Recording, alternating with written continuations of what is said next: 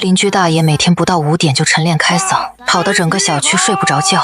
谁敢骂他，他就捂着心脏往地上一躺，等着人赔钱。就连警察都拿这块滚刀肉没办法。久而久之，小区房租直接暴跌一半，我却兴高采烈地租了进来。我叫林婉，30岁前大厂熬夜冠军，10年重度失眠史，在大厂熬了12年，钱没攒多少，失眠症倒是熬得登峰造极。闭眼就是 KPI， 睁眼就是 deadline， 有时候能睁着眼睛到天亮，连数羊都能数到羊内讧。好在手里攒了点闲钱，索性辞职回老家，简陋租下了这个半价小区的房子。我翻来覆去折腾到凌晨4点多，终于有了点困意。刚迷糊过去，楼下突然传来一阵嘿，我最棒的嘶吼声，声调忽高忽低，还带着颤音，像是被踩了尾巴的老母鸡。我瞬间清醒，一股邪火瞬间窜上脑门。对于失眠的人来说，能睡着一次比中彩票还难，扰我睡觉简直比绿了我还难受。我推开窗户往下看，楼下小广场上有个大爷正一边原地蹦跶，一边扯着嗓子喊口号，唾沫星子飞得到处都是。我扫了一眼手机，凌晨4点50分，天刚蒙蒙亮，连鸟都没睡醒。我气得浑身发抖，扯着嗓子冲楼下大吼：急着赶去投胎啊！闭上嘴，阎王爷不收你是怎么着？楼下的大爷立马停下脚步，眯着眼睛往楼上数楼层，认准我家之后一路小跑直奔我们这栋楼。没过一会儿，我家的防盗门就被砸得哐哐作响。！6楼的，我看清了，就是你，赶紧开门！敢主动找上门找茬，我还是头一回见。我慢悠悠地走到门口，故意磨蹭了3分钟，才猛地拉开门，迎面就扑来一股浓烈的大蒜混着咸菜的口臭，差点把我熏得当场跃出来，堪称生化武器。刚才是不是你骂我？您哪位啊？我骂谁了？我刚才在跟我家猫说话呢，我家猫半夜不睡觉，瞎叫唤，我正训它呢。楼下就我一个人晨练，你不骂我骂谁？你这小丫头片子，敢做不敢当！哎呀，大爷，您这是上赶着挨骂呀？见过捡钱捡包的，没见过捡骂的，您这爱好挺特别啊。说着，我还故意往旁边让了让。您要是实在想挨骂，我可以满足您，免费的，不限时哦。张老头气得浑身发抖，伸出手指头戳着我的鼻子，唾沫星子喷了我一脸。我晨练喊口号，关你屁事儿！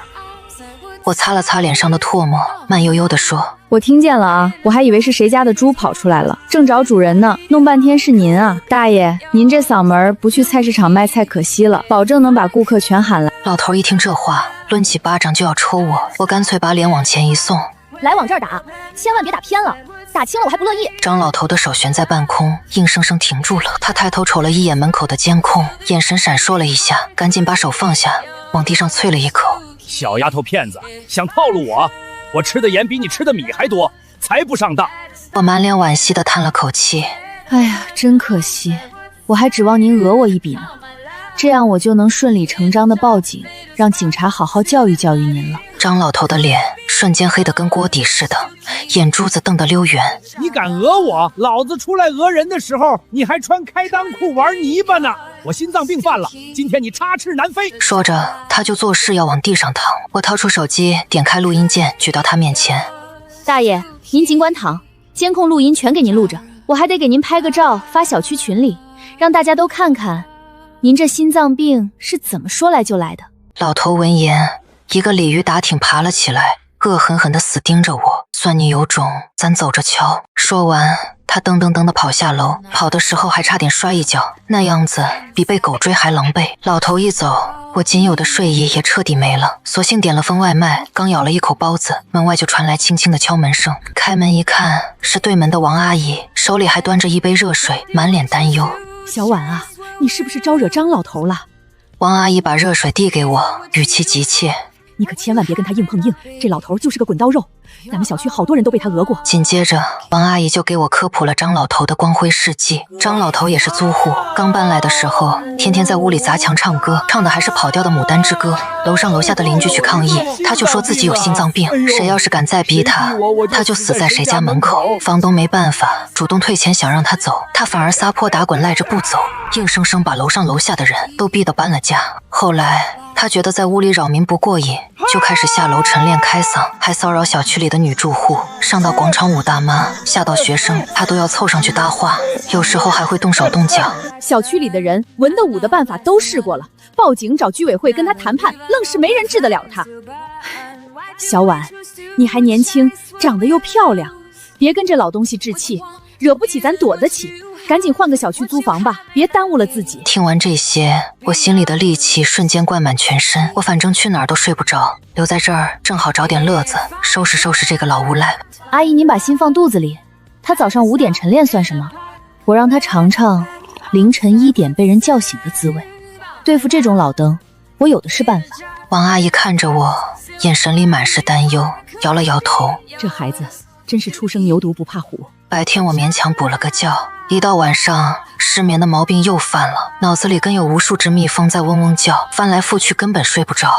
好不容易熬到凌晨5点，楼下张老头的晨练口号准时响起，我瞬间来了精神，套上运动服，扎了个高马尾，直奔楼下。张老头正一边慢跑一边喊：哈，身体好。我紧挨着他保持1米的距离，他喊一句我接一句，还故意唱跑调。你不好，嘿，身体棒，嘿，你像棒准。张老头气得浑身一哆嗦，鼻孔里冷哼一声，继续喊，声音又提高了8度。我也不甘示弱，他喊得越大声，我接得越离谱。是谁送你来到我身边？张老头终于绷不住了，猛地停下脚步，转过身瞪着我。小丫头片子，你死跟着我到底想干嘛？我双手插兜，慢悠悠地说：没干嘛，陪您晨练啊。您看您一个人多孤单，我陪您说说话多好。对了，大爷，您刚才那声喊的不对，没有气势，应该这样，哈！您试试，这样才够劲儿。张老头气得脸都紫了，伸出手指着我，半天说不出一句话，最后憋出一句：你是不是脑子有泡？我脑子有没有泡不知道，但我知道您的嗓子肯定有泡，喊得这么难听，估计是扁桃体发炎了。我故作关心地说：大爷，我这儿有消炎药，您要不要试试？不过是过期的，吃了可能会拉肚子。您要是不介意，我现在就去给您拿。张老头被我气得差点背过气去，转身就往小区早餐摊跑，还偷偷加快了脚步。可他年纪大了，2条老寒腿哪跑得过我？我始终跟在他身后，他喊一句，我接一句。原本他的单人晨练，硬生生被我搞成了双人对唱大会，还是跑调版的。王阿姨说张老头每天必绕小区跑5圈，折腾1个多小时才罢休。结果今天刚被我缠了一圈，他就气急败坏地冲到早餐摊，拿起一根油条，刚咬了一口，我就凑过去说：大爷，您吃油条啊？听说油条吃多了容易上火，您本来嗓子就不好，再上火以后就喊不出口号了，那多可惜啊！张老头刚吸进嘴里的一口豆浆，噗的一声全喷在了桌子上，手指抖得像帕金森，半天没憋出一个字，最后甩下半根油条，气呼呼地往家走，嘴里还骂骂咧咧：小兔崽子，你他妈给我等着！我满脸堆笑，一路尾随到他楼栋底下，亲眼看着他上了楼，他转身离开，刚进楼道就撞见了王阿姨，她一把拉住我，满脸紧张：小婉，你今天跟张老头硬刚了吧？我就说早上怎么才吵了10几分钟就没声了，你可千万当心，那老东西一家子都不是好惹的，他还有个儿子，长得很魁梧，听说不好欺负得很。我淡定地说：你把心放肚子里，横的怕愣的，愣的怕不要命的。到了第2天，这老登竟然凌晨4点半就摸下楼，摆明了要跟我打加时赛。可他不知道，失眠患者的这个点正是一天里最兴奋的时候。张老头刚扯开嗓子喊了一声，回头就看见我像个背后灵一样站在他身后，吓得哆嗦了一下后，老头嘴角扯出一丝冷笑：小丫头片子，老年人较少，你们年轻人可耗不起啊！我看你能陪我熬几天？那眼神满是挑衅。大爷您放心，我觉比您还少，您熬到几点，我陪到几点。对了，您今天这嗓子怎么没昨天响亮啊？是不是昨晚没睡好？还是起夜太多，尿频尿急尿不尽，精力跟不上了？张老头的后背明显僵了一下，脸色瞬间沉了下来，扯着嗓子又提高了分贝。我凑到他耳边，故意压低声音：您这声底气不足啊，按中医说这是肾虚。小区门口有烧烤摊儿，我请您吃，保证嗓子比喇叭还响。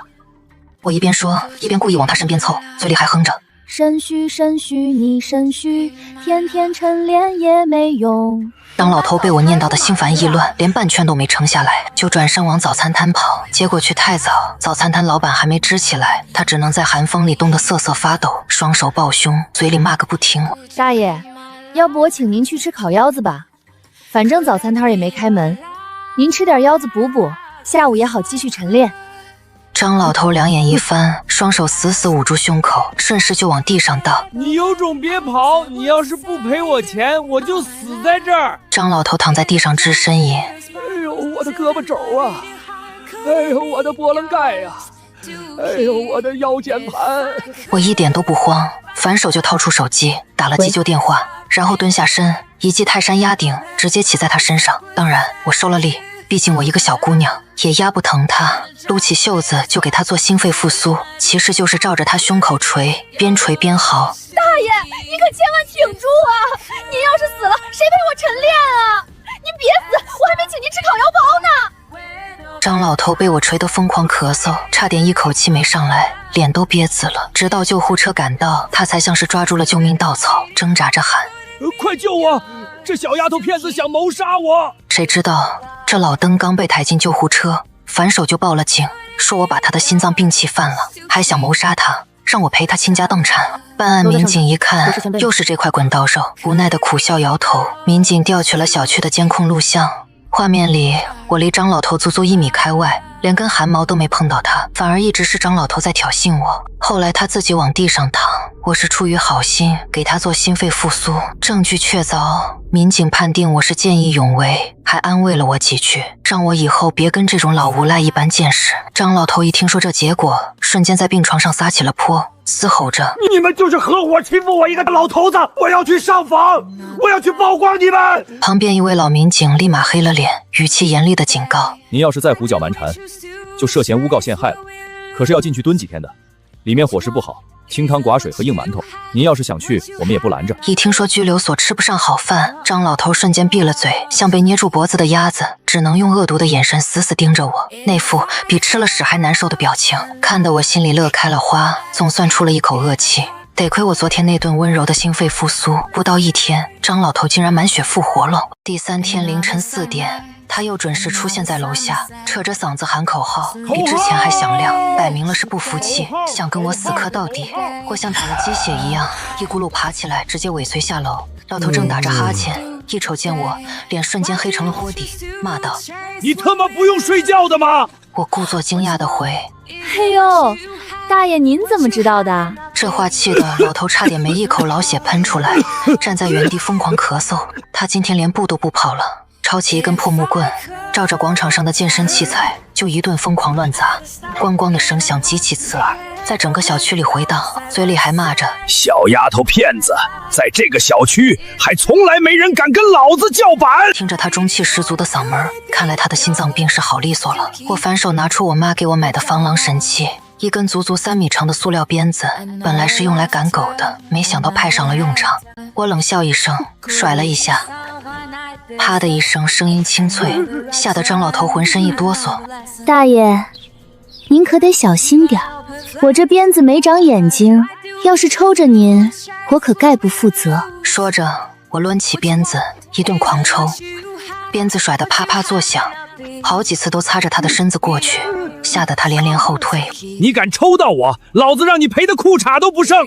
张老头色厉内荏地喊着，可看我根本不搭理他，只顾着甩鞭子。他好几次想冲上来，都被鞭子的声响逼了回去。最后他实在没辙，只能骂骂咧咧地换了个地方。我则像狗皮膏药一样，始终跟在他身后，保持着刚好抽不着他却能吓死他的距离。死磕了没几分钟，张老头彻底泄气了，恶狠狠地瞪了我一眼后走了。我收起鞭子，拍了拍手，转身回去补觉。虽然还是睡不着，但看着张老头狼狈的样子，心里就是爽。谁成想第2天一早，我刚推开家门，一股令人作呕的泔水味就扑面而来，2大袋散发着恶臭的垃圾被人扔在了我家门口，恶心到不行。漂亮，老子等的就是你出这招。我找来2个塑料袋套在手上，拎起那2袋垃圾就往楼下冲。果然，张老头正站在楼下的小广场上，满脸冷笑，那表情仿佛在说：小样，你拿什么跟老子斗？我二话不说，拎起垃圾袋就朝着张老头的脑袋扣了下去。恶臭的泔水混着烂菜叶子顺着他的头发往下滴，把他的衣服都浸湿了。那股味道比他的口臭还上头。张老头足足呆滞了半秒钟，随后爆发出一声杀猪般的惨叫：“小畜生，你他妈疯了吗！”我故作无辜地耸耸肩：“大爷，您这话就不对了，我又没扔您门口，您激动什么？再说了，我看您天天晨练，肯定很辛苦，给您浇浇水，补补营养，不好吗？”你他妈疯了，又不是我扔的。那您这么激动干嘛？难道是您扔的？大爷，您怎么能这么缺德呢？把垃圾扔在我家门口，熏得我差点约出来。不行，我现在就打电话报警，让警察来评评理。您这属于故意扰民，还损坏他人财物，最少也得罚你几百块。没过多久，2个骗警赶到现场，看着顶着一身烂菜叶子的老头，憋笑憋得肩膀直抽抽。当着民警的面，我立刻换上一副无比真诚的嘴脸，对着张老头鞠躬道歉：“真是对不住啊，大爷，我不是故意的，我就是觉得垃圾配您绝配。您大人有大量，就别跟我一个小姑娘一般见识了。祝您长命百岁，千万别死太早，不然没人陪我晨练了。”民警也知道张老头的德行，走了个过场，象征性的教育了我们几句，就转身溜了。估计他们也不想跟这个老吴来纠缠。张老头一个人在原地气得嗷嗷直叫，可没人搭理他，最后只能顶着一身恶臭，灰溜溜的回家洗澡去了。就在当天，我被神秘人拉进了一个微信群，群名叫幸福里反张联盟，里面全是被张老头祸害过的业主和租户，竟然有几百号人。我刚进群，群里瞬间就炸了锅。姐妹，你可太牛了，终于有人敢治这个老无赖了。就是，这老东西欺负我们这么久，我们早就忍无可忍了，就是没人敢跟他硬刚。姐妹，你太飒了。姐妹，你单身吗？我儿子今年31岁，长得帅，有稳定工作，我给你们牵牵线。这老东西之前还骚扰我闺女，我找人揍他都没用，还是姐妹你这招以毒攻毒牛逼。姐妹，你放心，你的光辉事迹我都录下来了，天天剪视频发网上，让大家都看看。咱们幸福里出了个女英雄，还有个顶着帅哥头像的小哥哥私加我，发消息说：“子子，你太帅了，晚上有空赏脸喝杯咖啡吗？我请你。”我看着消息，嘴角抽了抽。我一个重度失眠患者，大晚上喝咖啡，这不是要我的老命吗？反手就把他拉黑了，顺便备注：拒绝咖啡，保命要紧。这时，群里突然有人蹦出来提醒：“姐妹，你千万当心张老头，他还有个儿子叫李虎，在外面混社会，满臂纹身，心狠手辣，比他爹还不是东西。之前有人惹了张老头，被李虎堵在小区门口揍了一顿。你可得小心点儿。”看着群里齐刷刷的力挺，我顿时热血沸腾，在群里喊话：“各位，把心放肚子里，我一个无业游民，没对象没孩子，光棍一条，就算是天王老子来了，我也不怵。既然这老登敢欺负到我头上，我就必须重拳出击。”从那天起，我开始每天凌晨折腾张老头。凌晨1点，我溜到楼下，走到张老头家门口，哐哐砸他的防盗门，屋里死气沉沉，没半点动静。我直接上脚踹，反正这层楼的人早就被张老头逼走了，根本不怕连累无辜。足足踹了10几分钟，屋里的张老头终于被逼疯了，隔着门喊：“你给老子滚远点儿！再敢敲一下，老子打你！”我故意提高声音喊：“大爷，都几点了？赶紧起床晨练啊！您不是最喜欢晨练吗？现在起床还能多练一会儿，身体更棒。现在才凌晨1点，你是不是脑子有泡？大爷，您这眼神绝了，以前是在天桥底下卖大力丸的吧？你他妈再敢敲一下，信不信我把我儿子叫来，一刀活劈了你？怎么一言不合就喊打喊杀呢？大爷，您看，这都快天亮了，年纪大了，现在不爬起来努力，以后死了怎么能混上好坟头？”就在张老头气得快要开门拼命的时候，我脚底抹油，一溜烟窜回了楼上。到了凌晨2点，我又准时下楼继续砸门。凌晨3点再来一次，就这么反复折腾，把张老头折腾得快要崩溃。结果到了早晨，这老登居然连床都没爬起来，真是白瞎了我一晚上的谆谆教诲，一点也不自律。业主群里再次沸腾了，卧槽，姐妹们，铁树开花了，张老头今天居然没出来乱叫，该不会是被折腾死了吧？千万别报警，就让他烂在屋里，省得出来祸害我们。我生物钟都被他熬出来了，特意早起准备看戏，结果这老东西居然怂了。我靠着这招半夜砸门，生生熬了张老头整整1个礼拜。这1个礼拜里，张老头每天都被我折腾得睡不好觉，晨练也没力气喊口号了，整个人瘦了一圈，精神状态差得不行。而我们小区也终于恢复了久违的安静，业主们都对我感恩戴德，每天都有人给我送吃的，有包子、豆浆、水果，还有人给我送了助眠的香薰。虽然我还是睡不着，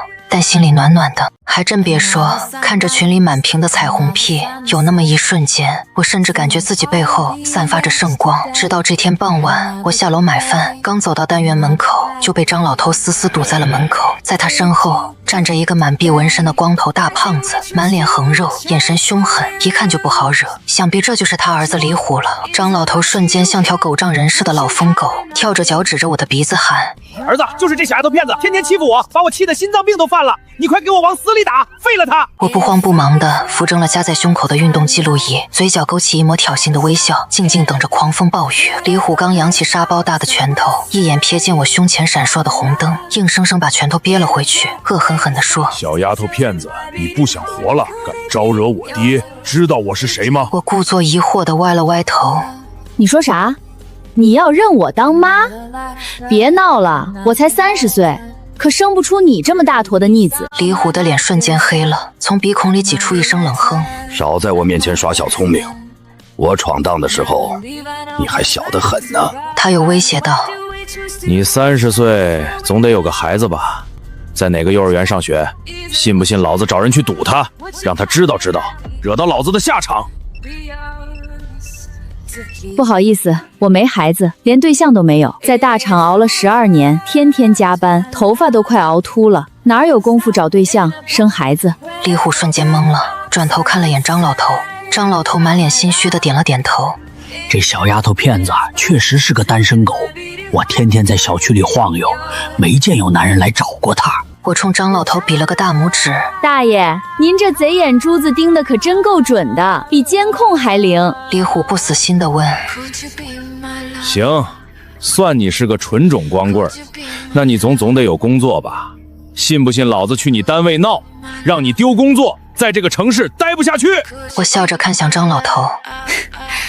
大爷，您天天在小区里晃悠，见我出去上过1天班吗？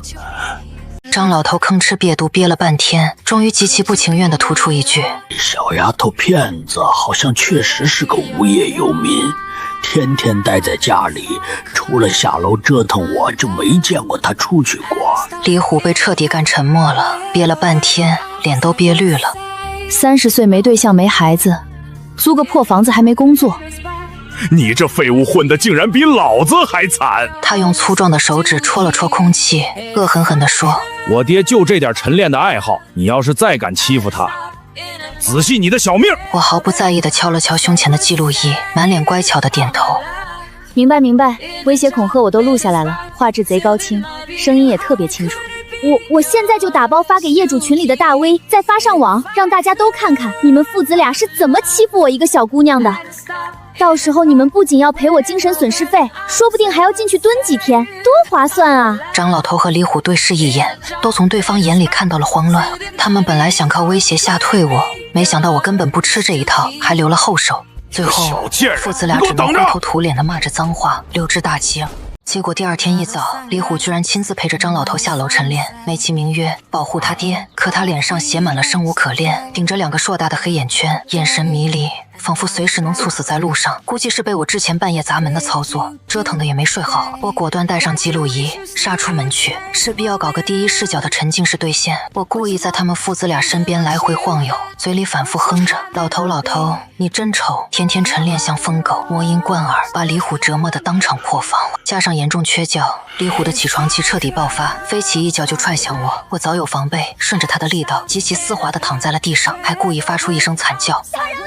救命啊！这凶手要打死我了！刹那间，周围几栋楼的灯光齐刷刷亮了起来，黑压压的一群人趴在窗户上、阳台上，扯着嗓子大喊：打人了，快叫救护车！我们都看见了。是这个光头胖子先动手的，快报警，把他抓起来！我们全小区都是人证。没过3分钟，警车就呼啸而至，几百号积怨已久的业主像潮水一样涌下楼，把张老头和李虎围得水泄不通，连只苍蝇都飞不出去。带队的民警蹲下身问我：小姑娘，你怎么样？有没有受伤？要不要叫救护车？我痛苦地捂住脑袋，我头好晕，浑身都疼，感觉胃里翻江倒海，好像是脑震荡了。周围的业主立马附和。对，赶紧叫救护车！这小姑娘被踹得太狠了，肯定伤得不轻。这个光头胖子太过分了，光天化日之下打人，必须严惩。李虎一看我碰瓷，气得当场发疯，猛扑上来就要再踹我，嘴里嘶吼着：“你放屁，没碰到你的头，你这是碰瓷儿！”我的胳膊肘啊！哎呀，我的波棱盖呀！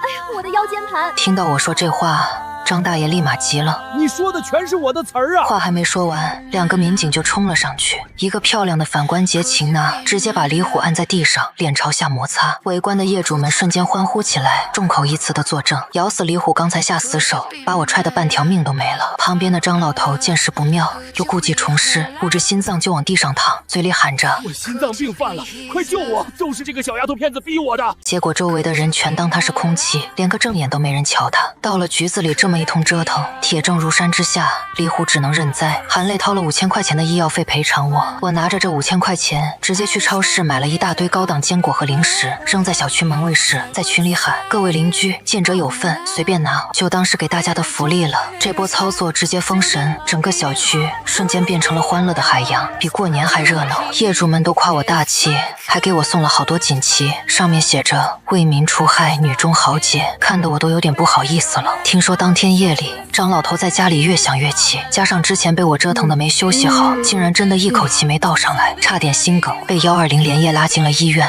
足足躺了半个月。李虎在病床前伺候了不到1个礼拜，就彻底崩溃了。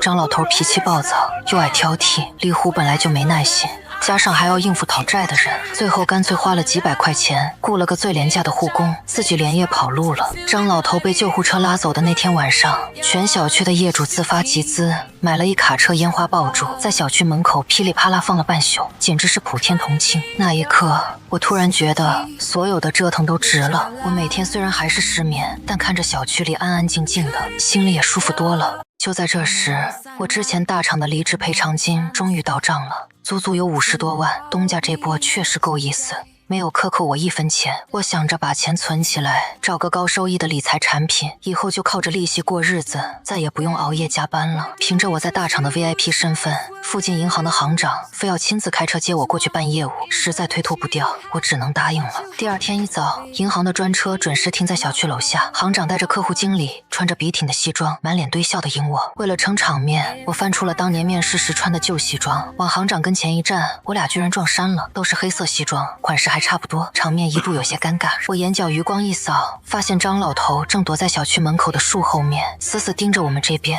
眼神里满是嫉妒和疑惑。我根本懒得搭理他，钻进车里，扬长而去。透过车窗，我看见张老头蹬着他那辆破3轮在后面一路狂飙，速度快的都要漂移了，司机都看傻了眼。林小姐，你看后面那老头，把3轮车都快蹬冒烟了。VIP 通道办事就是爽，不到半个小时，所有业务就全搞定了。行长满脸堆笑的把我送出大门，结果刚走到门口，一声杀猪般的惨嚎突然平地炸响。快来看啊！国企领导仗势欺人，欺负我一个老头子，丧尽天良，殴打辱骂我，大半夜砸我家门，还骚扰未成年小伙子，简直天理难容，还有没有王法了？我抬头一看，只见张老头居然把横幅都准备好了，挂在他那辆破电3轮上，横幅上写着“银行领导欺压百姓，天理难容”几个大字。他扑通一声跪在银行大门口，哭天抢地，一把鼻涕一把泪，引得路人纷纷围观。一看到我，他就像疯狗一样扑上来，死死抓住我的袖子，冲着围观的人群疯狂泼脏水。街坊四邻都来评评理呀！就是这个人在这家银行当大官，天天欺负我、骂我、打我，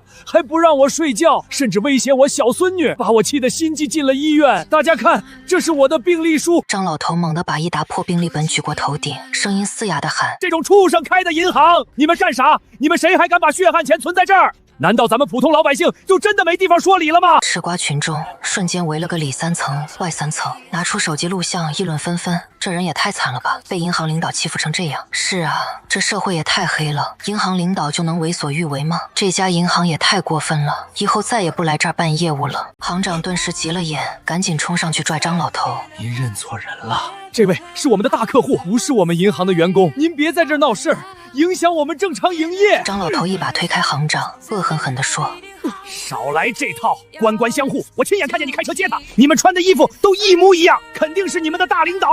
今天你要是不给我一个满意的交代，我就死在这儿，让你们银行名声扫地。我站在一旁，戏看得差不多了，慢悠悠地凑上前，对着围观的人群大喊：胖邻居，大家随便录像，但千万别乱发，网上传播谣言是要负责任的，搞不好还要进去蹲大牢。麻烦各位给我当个见证人，看看是谁在造谣诽谤。张老头以为我要服软，刚瞪大眼珠子准备开喷，我就率先开口：大爷，您说我是银行领导，那您说说我在银行哪个部门上班？我的工号是多少？我什么时候欺负你了？什么时候威胁你小孙子了？你有证据吗？张老头瞬间卡壳了，支支吾吾半天说不出一句话。他愣了几秒，又开始撒泼。当我们大伙都是瞎子吧？小丫头片子，今天就给你两条路，要么立马辞职赔钱，要么老子就往死里告你。就算你卷铺盖滚蛋，照样得赔钱。实在不行，还有最后一条道，你趁早滚出我们小区，以后夹着尾巴做人。以前的旧账咱们一笔勾销。我看着他那副得意的样子，瞬间秒懂。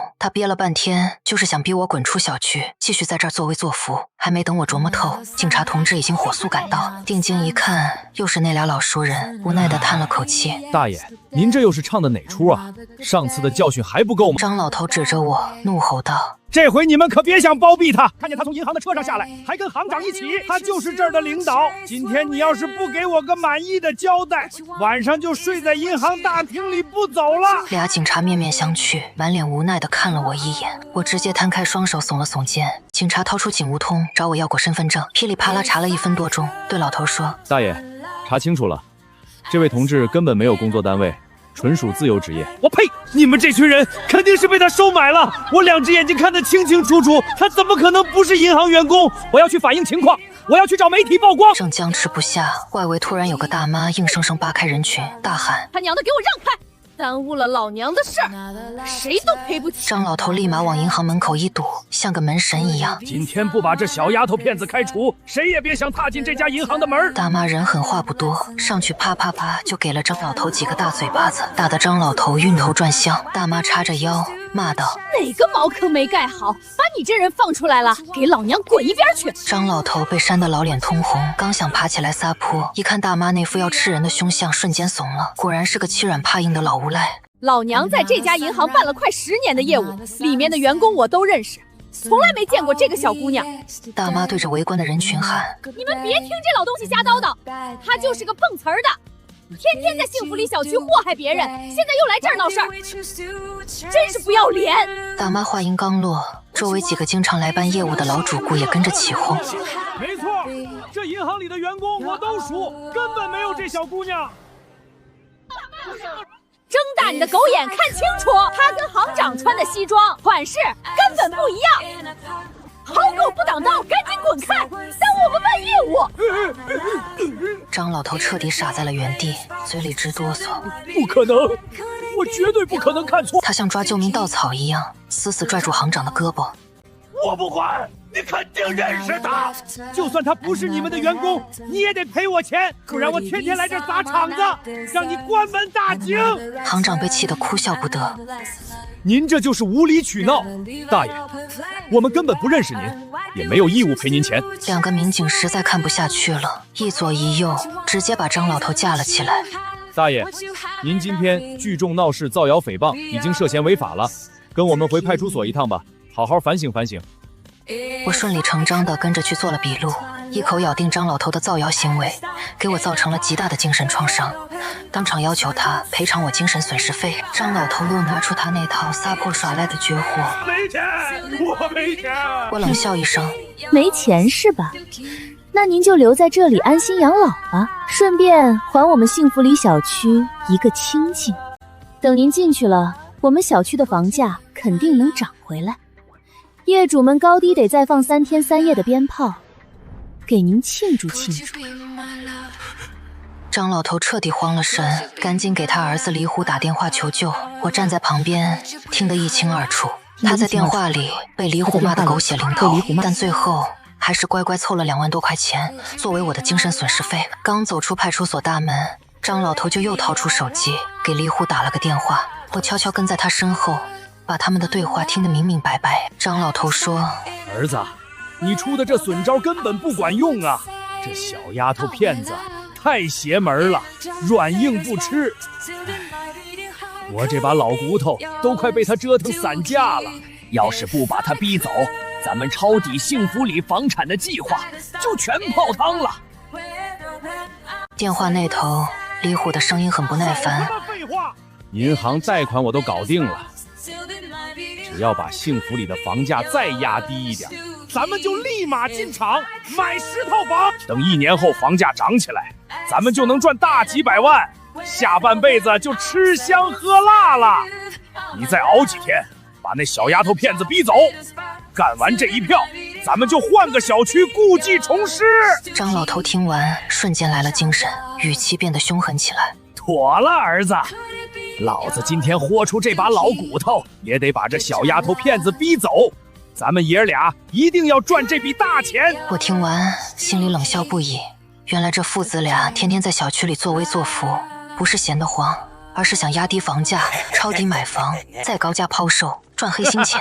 难怪张老头死活不肯走，难怪他要故意扰民，把小区的人都逼走，就是为了让房价暴跌。前脚刚踏进小区大门，张老头就不知从哪里摸出一个高音大喇叭，像个活体丧尸一样满小区乱窜乱叫。全小区的缩头乌龟们都给我听好啦！7楼的小丫头片子欺负我，你们都在旁边看戏是吧？行，从今天晚上起，我每天随机翻牌子，隔1个钟头就去砸一家的门，直到把你们全折腾疯为止。要怪就怪7楼那个丫头片子，是她连累了你们。哼，老子白天不用上班，有的是时间睡觉，晚上有的是精力陪你们熬夜。我跟在屁股后面，差点没笑出声。这老狗简直成精了，连36计里的离间计都用上了。可他忘了，现在的我已经不是一个人在战斗了，整个小区的业主都站在我这边。果不其然，业主群里再次炸开了锅。完犊子了，这老疯狗开始无差别咬人了。这一宿不让人睡觉，明天上班肯定要迟到，搞不好还要被开除。最可怕的是，他是随机砸门，谁知道下一个会是我家。姐妹，要不你就服个软，跟他认个错吧。他以前最多也就早上5点闹腾，咱们好歹还能眯一会儿。不知道哪个没骨气的软骨头发了这么一条消息，群里瞬间陷入了死寂。我一看，气不打一处来。这才刚安稳了几天，就有人开始打退堂鼓了，想让老子低头道歉，脑子进水了吧？门儿都没有！我直接在群里重拳出击，认错是不可能认错的，这辈子都不可能。你们谁要是敢在背后捅刀子、过河拆桥，尽管放马过来，我一个人全接了。之前我替你们出头，不是义务，是觉得大家都是被这老无赖欺负的可怜人。可现在看来，有些人就是贱骨头，给点阳光就灿烂，刚摆脱几天麻烦，就忘了之前被张老头折腾的哭爹喊娘的日子。是啊，我们不能忘本。之前张老头偷窥我家闺女，砸我家门的时候，这谁都不敢吭声，只有姐妹你站出来替我们撑腰。我们怎么能反过来劝你认错？软骨头不是我，绝对站姐妹这边。他敢砸我家门，我就跟他拼命。王阿姨也立马在群里发声，大家都别慌，张老头就是纸老虎，他也就敢耍这种离间计，真要硬碰硬，他根本没那个胆子。小婉替我们扛了这么多，我们不能拖他后腿。今晚咱们轮流守夜，他敢砸谁家的门，咱们全小区的人都冲过去，让他知道咱们幸福里的人不是好欺负的。王阿姨的话一呼百应，群里瞬间刷屏，支持王阿姨轮流守夜。我报名凌晨1点到3点，我报名3点到5点。我年轻，熬得住。我家有警棍，今晚就拿下来。只要张老头敢来，我一棍子敲晕他。我把我老公也叫上，咱们人多力量大，看他还敢嚣张。看着群里整齐划一的支持，我嘴角勾起一抹冷笑。张老头，你想挑拨离间，怕是打错算盘了。我关掉手机，翻出之前买的强光手电和运动记录仪，又找了根结实的木棍，做好了晚上迎战的准备。老头倒也算是个狠人，天夜里说干就干。凌晨12点，整座城市都睡了，我的大脑还在蹦迪。9号楼的一个业主在群里疯狂发求救信号，救命救命！外面有人在疯狂砸门，绝对是那个老变态，他居然穿了一身死人穿的寿衣，我他妈魂都快吓没了。我定睛一瞅微信头像，巧了，正是白天逼我道歉的那个软脚虾。我浑身的细胞瞬间狂欢起来，但我不着急出手，就静静蹲在群里看他的笑话。9号楼那哥们儿已经彻底吓尿了。在群里像复读机一样疯狂求救。大神，我错了，我有眼无珠，你赶紧显现神通救我一命吧。我慢条斯理地回了句，你直接开门兑现啊，实在不行打110抓他。大哥，报警根本治不了这老无赖，我真怕被他讹得倾家荡产啊。我回了3个字，我也怕。我轻飘飘3个字，直接把9号楼那哥们儿干破防了。没2分钟，对方直接发来一段视频，他对着镜头疯狂自扇耳光，啪啪脆响，脸都扇红了，带着哭腔喊：“大姐，我真知错了，都怪我这张贱嘴，活该挨千刀。您救救我家孩子，都吓抽抽了。”看在这孙子认错态度还算过关的份上，我套上外套直奔9号楼。反正我长夜漫漫无心睡眠，闲着也是闲着，不如去会会这个老不死。楼道里，张老头套着件瘆人黑寿衣，大马扎一坐，保温杯端着，自溜一口热茶，嚣张的不行。关你屁事！狗拿耗子，多管闲事。他头都不抬，我没搭理他。反手掏出提前备好的整活3件套，便携唢呐、蓝牙音箱、一兜尖角机。先点开音箱，循环播放小苹果加最炫民族风串烧，魔性旋律瞬间炸满楼道。张老头脸色一僵，你搞什么幺蛾子？我拿起唢呐，对着他就吹起了百鸟朝凤。调子跑得能飞上天，再捏起尖叫鸡，叽叽叽的惨叫跟唢呐神曲混在一起，直接组成楼道魔音3重奏。老头捂耳朵都没用，这声音穿透力拉满，吵得他脑瓜子嗡嗡的，刚喝进去的热茶都差点喷出来，在座位上扭来扭去，跟被针扎了似的。小兔崽子，你给我关了！我笑眯眯地把音箱怼进。大爷，晨练配神曲，越练越有力，我这是陪您陶冶情操呢。他硬撑了10分钟，被魔音吵得头晕眼花，连小马扎都踢翻了，抓起保温杯就往家跑，跑一步骂一句，活像被追着打的土拨鼠。我直接蹲在他家门口，定好闹钟，1小时整活一次，要么吹唢呐，要么放儿歌，要么捏尖叫鸡，隔着门喊：“大爷，起来嗨啊！长夜漫漫，别睡了，出来一起唱跳 rap。”门里时不时传来他撞墙、砸东西的哀嚎声，还有压抑不住的怒吼，显然被这魔音贯耳，折磨得快精神分裂了，连隔夜饭都差点吐出来。第2天夜里，老头贼心不死换户砸门，可小区全是我的眼线。我拎着整活套装再次就位，他走到哪儿，我的神曲跟唢呐就追到哪儿，整条楼道都回荡着魔性音乐。熬到第3天，张老头直接被整出心理阴影，锁死家门当缩头乌龟，连大气都不敢出。我岂能放过他？搬个小板凳坐他门口，定时启动整活套餐，热情邀请他出来听歌赏曲。这老登被逼疯，隔着门嘶吼：“小畜生，你不睡觉是吧？老子跟你耗！”说完，他半夜跑出去硬核晨练，还学精了，戴了俩耳罩，帽子捂得严严实实。可他忘了，帽子捂得太死，刚跑2步。没听到喇叭声，转头就撞人家车上了。人家司机下了车就骂张大爷碰瓷，我蹲在旁边看热闹。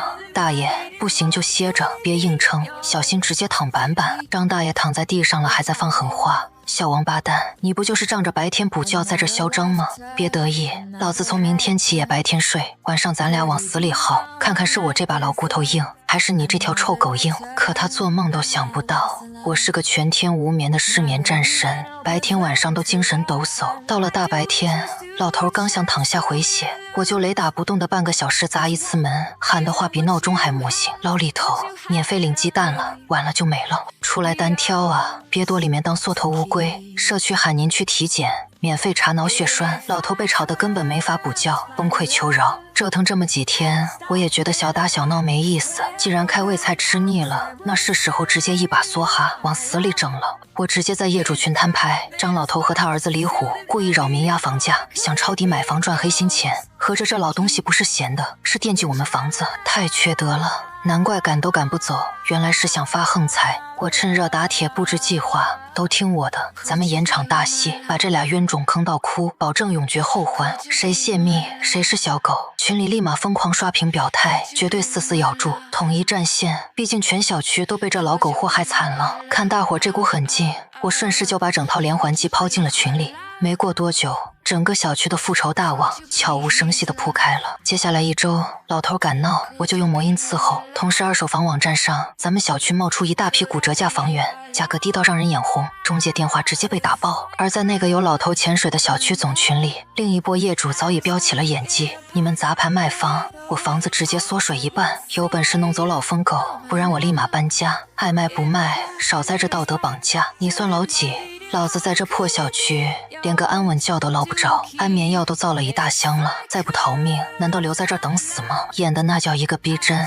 两拨人马在群里撕得不可开交，简直就是影帝附体。戏做足后，我在总群演了一出弃城而逃。兄弟们，我这失眠症实在扛不住了，身体彻底报废，实在没精力再跟那老畜生斗下去了。下个月房租一到期我就走人，各位多保重吧。别啊，大英雄，你走了谁来治那老东西啊？我们这才过了不到1个月的安稳日子，美女，算我们求你了，大伙儿凑钱给你交房租行不行？千万别扔下我们不管啊！群里一片哀嚎挽留。我直接退群，装成彻底摆烂的样子，只留给他们一个潇洒的背影。用屁股想都知道，那老登现在肯定躲在被窝里，笑得后槽牙都露出来了。紧接着，网上又疯狂涌现出10几套白菜价的极售房源，之前挂出来的那几套更是像跳水一样，继续狂砍价格。整个小区的房价硬生生被砸到了原价的1半。简直惨不忍睹，贪便宜的买家像疯了一样打电话询价，可一听说小区里有这么个谁惹谁倒霉的瘟神老头，吓得一大半人当场提桶跑路，唯独一条大冤种肥鱼乖乖咬了钩，正是张老头那个满臂纹身、凶神恶煞的好大儿李虎，估计是做贼心虚，怕被认出来，他还贼眉鼠眼的跟中介报了个假名。可他做梦也想不到，接待他的中介正是我楼上邻居王阿姨的亲儿子，早就把他的底细摸得一清二楚。大鱼上钩，我们立马收线，假装卖房的业主轮番上阵，把房价压到极低，却统一咬死一个铁律，必须全款支付，签合同前先验资，理由给的天衣无缝，都怕张老头中途跳出来搅局，必须快刀斩乱麻，速战速决。李虎一听，觉得这逻辑完美契合他的计划，拍着胸脯吹牛逼，钱绝对不是事儿，给我3天时间，一把结清。为了凑齐抄底的全款，这蠢货把银行贷款、高利息网贷全撸了个遍，借遍了所有狐朋狗友，手机短信被催款信息炸满，还得意洋洋地跟中介显摆，我这回调到稳赚不赔的大盘，马上就能赚几百万，下半辈子直接躺平。李虎当场急红了眼，疯狂打夺命连环 call 找中介要说法，中介双手一摊，满脸无辜。房东眼红要涨价，我就是个打工的，能有什么办法？钱借出来就有高额利息，每天滚雪球一样疯涨。他舍不得把钱还回去，只能被我们吊着宰了整整1个月，利息滚得比本金还多，彻底被套牢，想脱身都难。眼瞅着买房抄底彻底没戏，这大孝子彻底急眼了，竟然丧心病狂地卷走了老头最后的棺材本。他听信了群里几个伪装成股神的大忽悠的鬼话，脑子一热，全仓杀入股市，妄图一把回本，逆天改命。结果可想而知，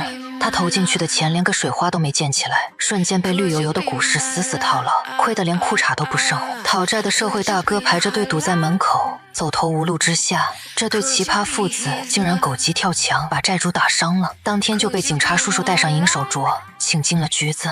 拔出萝卜带出泥，这孙子伪造资料、巨额骗贷，加上集资诈骗的烂账全被翻了出来，数罪并罚，直接喜提10几年豪华监狱，包吃包住套餐。张老头在法庭上一听这判决书，当场一口气没倒上来，两眼一翻，直接晕死过去。这次老天爷没再惯着他，抢救回来后直接半身不遂，嘴歪眼斜瘫在床上，这辈子都别想再下地。房东直接报警，让警察把这没儿没女的老摊子强行拉走，扔进了一家最便宜的福利养老院，靠着低保苟延残喘。听说这老东西在养老院里天天泡在自己的屎尿里，护工动不动就赏他几个大逼斗，他浑身瘫痪，连动都动不了，嗓子里只能发出漏风的呵呵声，一听到唢呐声就浑身哆嗦，尿裤子，憋屈的熬了30天，彻底咽了气，下地狱报道去了。毒瘤被连根拔起，小区房价火速回弹，邻里之间亲如一家，爆发出前所未有的凝聚力。房东大叔高兴的合不拢嘴，大手一挥，直接给我免了整整1年的房租，还送了一堆土特产。我豪气的摆摆手，没事，我现在穷的就剩下钱了。更神奇的是，困扰我10年的重度失眠症竟然奇迹般痊愈了。之前闭眼就是 KPI， 睁眼就是 deadline， 现在沾枕头就能睡死过去，一夜无梦到天亮。不得不说，靠魔音整活没治好耳朵，反倒治好了失眠，堪称年度医学奇迹。从此，幸福里小区再也没有凌晨4、5点的鬼哭狼嚎，只有欢声笑语和安安静静的清晨。而我这个靠整活封神的失眠战神，终于摆脱了10年失眠的折磨，拥有了踏踏实实、安安稳稳的好觉。